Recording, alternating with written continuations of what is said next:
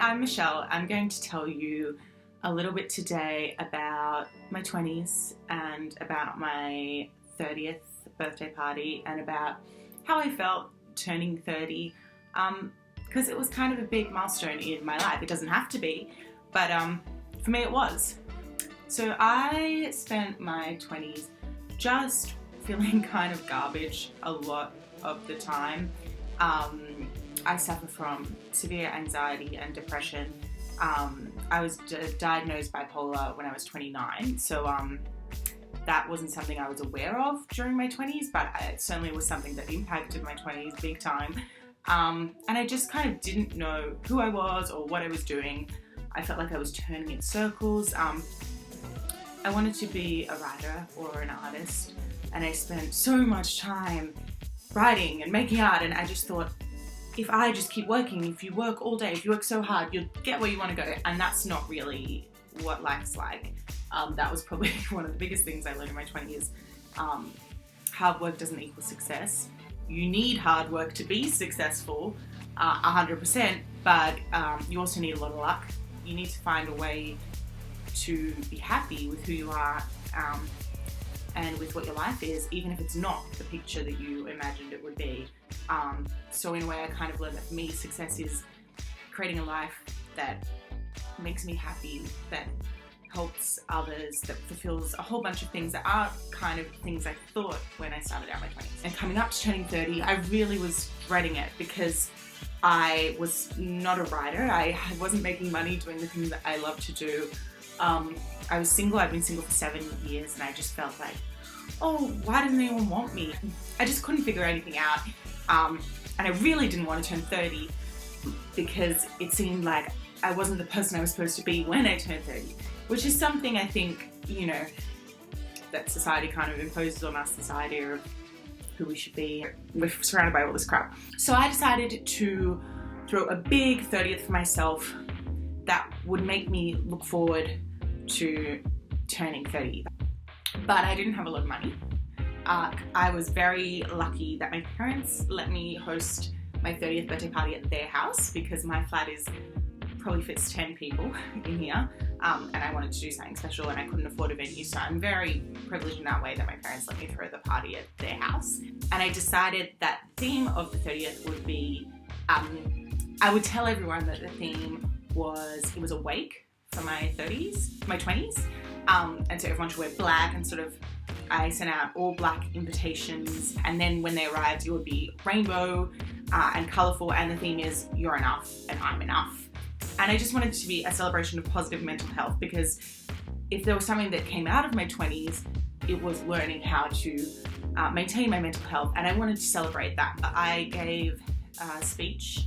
I think sort of typically at these kind of parties you get your friends or your family to give a speech about what you were like growing up or why they're proud to be your friend or happy birthday, but instead I just spoke myself and I talked about my mental health journey, and it was very weird and very depressing because I talked about being suicidal, I talked about being so down, and then I talked about how I felt so much better and excited about my 30s. Well, my first book, Her Kind of Luck, is coming out this October, but at that time of my 30th, I had just signed the book deal with Brio Books, and I hadn't told anyone yet, so I was able to share that news as part of my speech as well. And doing that in that weird way where everyone was like, okay, cool, it made me feel great, and it was a great end to my 20s.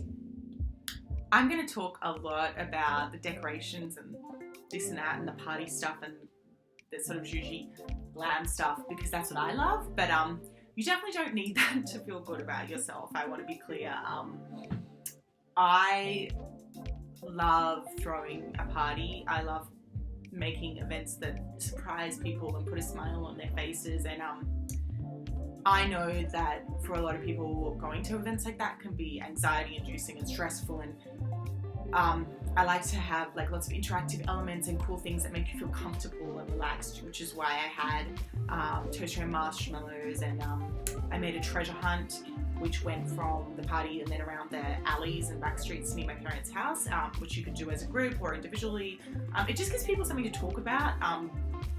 that can kind of break the ice, particularly if they don't know each other well, and not feel alone at a party. That's really important to me. So I am going to talk a lot about that stuff and the decorations because I love crafting. I love making stuff, and I want to share with you what I did and how I did it in a sort of cost-effective way. But I want to be clear that positive mental health does not require those kind of trimmings. For me, I kind of realized that a lot of my friends were getting married and having babies, and I was going to sort of hens and baby showers and this and that, and I realized I was happy for my friends, and it wasn't that I wanted to be married or that I felt I needed to have a kid. It was that I was jealous that they were able to celebrate milestones in my life, and I didn't feel like I had the same milestones, and I wanted to celebrate myself and choose what the big milestones in my life were going to be, which is why I really wanted to throw this big party and have that level of celebration, even if I am on my own.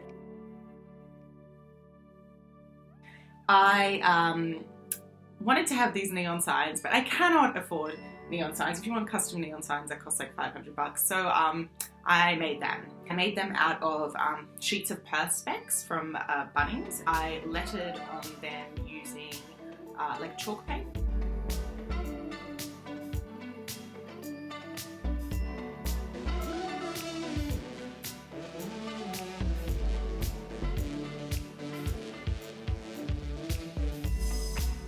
And then drilled holes through the Perspex and bought like neon rope lights, which people use at raves. You can get them on eBay really cheap, and threaded the neon rope through the Perspex to make these signs. It was laborious. I wouldn't recommend anyone do this unless you enjoy crafting. I really loved it. I also used super glue to sort of fix it in place. I love these signs, and then I hung them with fishing wire, and I used little clear plastic things you put on the bottom of chairs just to prop them off the wall a bit. I loved making them. I still have them. I have them on my walls. They made me so happy.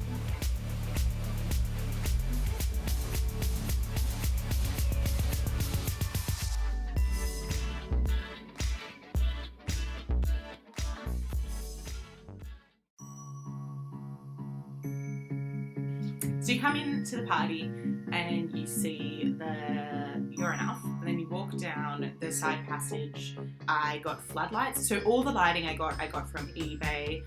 My dad helped me become a little miniature electrician to try and figure out how to use them and how to operate them, how to not to burn the house down.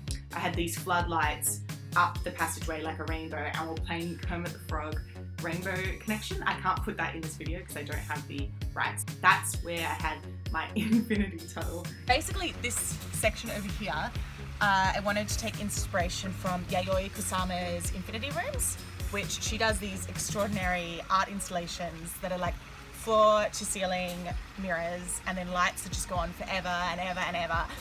So this is going to be kind of like a really botch DIY version of that. That is very small. So I figured like if the mirrors are closer together, I won't need as many mirrors. So we're going to use this little narrow side passage with mirror on both sides and lights in the middle to create the effect of an infinity room. So I bought the biggest size mirrors I could find at IKEA. 2. 1 hanging on each side of the side passage of our house. Here facing each other. You walk in between and you see a duplicate of yourself. And then I made an arch out of chicken wire. Very dodgy arch out of chicken wire over the top, and hung, again from eBay, pink copper wire fairy lights down in between, so that when you look in either direction, you see thousands of lights. Very low rent, like DIY, but it was fun.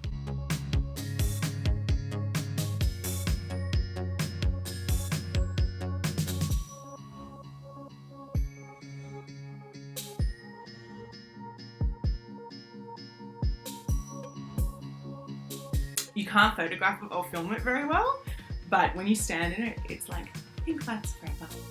And that's how I feel about my future. Pink lights forever. I wanted to make pink neon wings. I made these in a similar way that I made the neon signs. I used wire, metal wire that I got from Bunnings, sort of in the same density and style of like a coat hanger, but it was a roll of wire.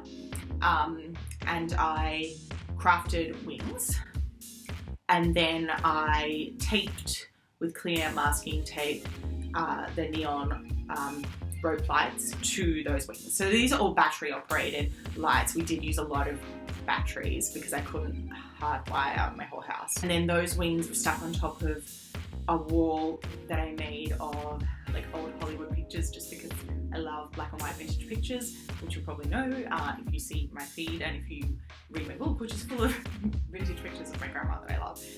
I went to Officeworks and I printed like 200 pages of these pictures, stuck them to wrapping paper and rolled the wrapping paper across the wall.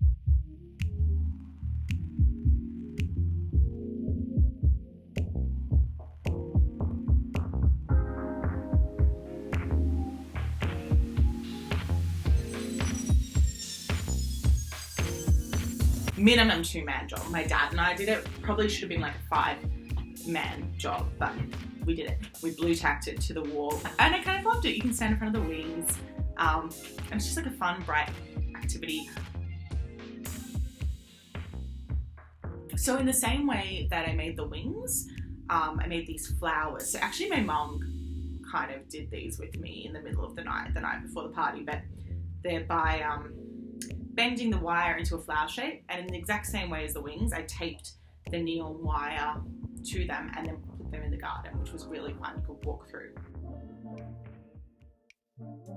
I had all these white lanterns that were left over from a white themed Christmas party that I did for a company I used to work at. I decorated the party for them, and I had all these leftover lanterns. So I wanted to make sort of, instead of just hanging them individually, I wanted to hang them above one another to make sort of more like a sculpture and have like a garden of these white lantern sculptures and white blankets and white marshmallows and like sort of an area that was more dreamy, cloud-like. I'm using these wire lights that I got off eBay for a couple of dollars, again for my work Christmas party, and I am threading them into the lens.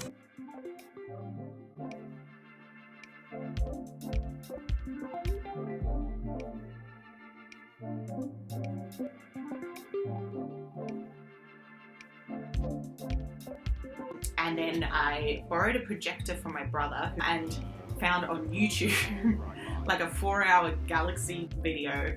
I think it's for people to show the kids, to put the kids to sleep or something, and projected that onto like blankets and on the ground so you could lie in it, which was inspired by the Pipilotti wrist exhibition that I had been to.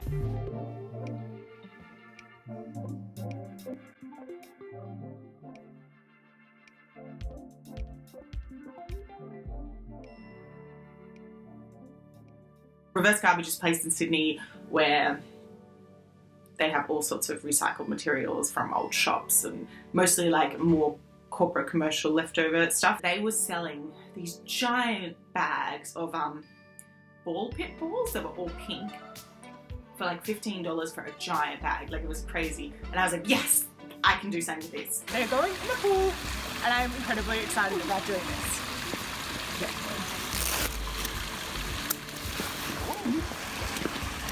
Crazy. Oh, yeah. I found these little lights that you can buy that are like an individual little light on eBay. You buy them like in this pack of 10. And I cut open about 30 of the ball pit balls and slicing them with a pen knife. Put the light in, turn the light on. So this had to be done like in the afternoon before the party, because once they're in and on, they're in and on. And then taping over so that they'd be waterproofed. Cover the pool in these pink balls. There was probably hundreds of them, and about 30 or 40 of them were glowing in that way. The biggest project time-wise that I did for the party was streamer walls. And they seem simple because streamers are cheap and you just cut them up and stick them to a wall. But it took so long. You have to love craft. Okay, I feel like I'm putting you all off this. I loved it. I had so much fun. I had music going. I was watching TV while I did it. And it just got bigger and bigger and like so much colour. and I filled this area of the party with rainbow balls, and I did it on sheets of, I want to say like MDF or thin wood from Bunnings. I love going to the hardware store, but I don't know what anything's called. But yeah, the streamer walls were great. And I ended up actually reselling them to someone for them to use at their party. I sold a bunch of stuff from the party afterwards to cancel out the cost, which is very exciting. I found this mirror on the street. It's a old-fashioned wooden mirror stand and mirror that's broken. I'll try and show you. And that's the stand. And basically I'm going to paint the whole thing fluoro pink, and the stand is going to have lights swinging across it with lessons from my 30s written on them, and the mirror is just going to be a fluoro pink display mirror. You'll probably understand when you see it. I've sanded it all down already. There's my sandpaper. I'm going to paint it with a white undercoat, and then paint it fluoro pink with just craft paint. It doesn't need to be that durable. So I'll show you how it goes.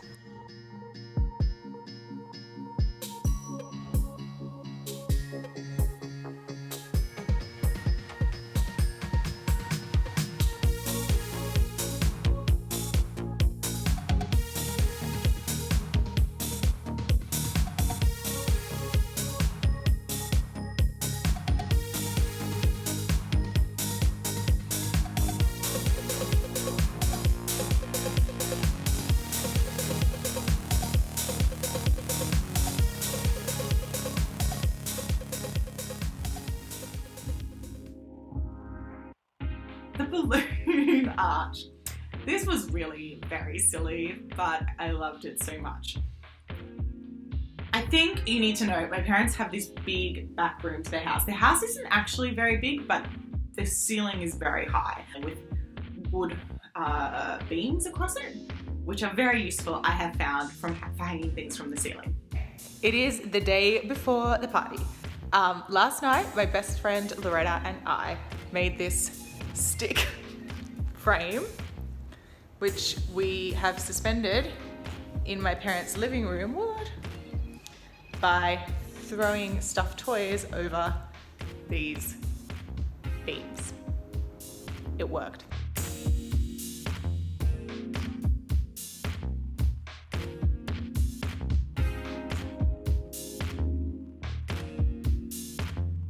So we had this big wooden frame suspended from the ceiling, and then the next day, my friend Jake came over and he and I blew up the balloons with our lungs. I didn't want helium because I was going to build the arch myself. I've never built a balloon arch before. I had from eBay, you can get a balloon tape that has like little holes and you slot balloons into it. Never done it before, and I knew that if I let go of any of the balloons, they would go straight up to the very top of the ceiling and be lost. I had bought tape, strips of LED light that can change colour to match the balloons, and taped them to the wooden frame so that once it was all suspended and you look up from below, it looks like the balloons are neon and glowing.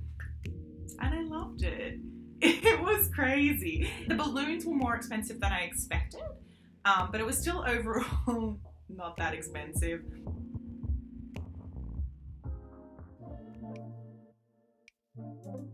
So probably the biggest investment for the party was food. I did get it catered. We had paella, I'm not sure if that's pronounced right. I cooked in big pans in the garden, and I also had my cake made by Jen at Bake Down Cakery, which is a chocolate store mostly in Sydney. We did some ice cream sundaes at the end of the night, so I'm obsessed with Coles vanilla ice cream. You can try to tell me that Messina is better or whatever ice cream brand is better. Coles vanilla ice cream is the bomb. So I had these giant tubs, like $5 tubs of Coles vanilla ice cream, and people made their own sundaes with like smashed up chocolate bars, and I ate a huge amount of whipped cream from the can, which I think is how you should see your 30s start.